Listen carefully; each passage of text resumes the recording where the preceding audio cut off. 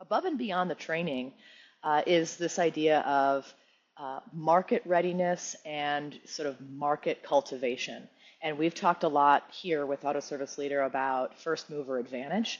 And if you're one of those people who's recognizing, gee, I think there's a lot of opportunity actually in my market, and I don't see a lot of other people going for it, that's actually a really great sign that if you go for it, you're going to have that first mover advantage.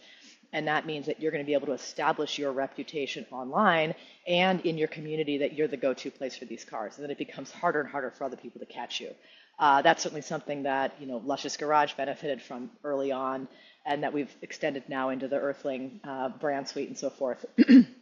So getting out there and doing that.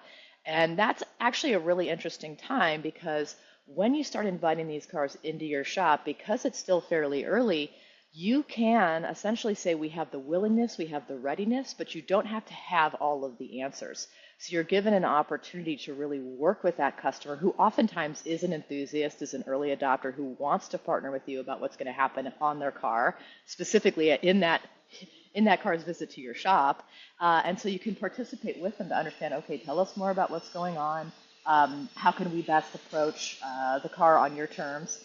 And then if for whatever reason you're hitting some snags around service information or not necessarily getting to a diagnosis as quickly as you might on a car you're normally working on, they're going to be more understanding about that.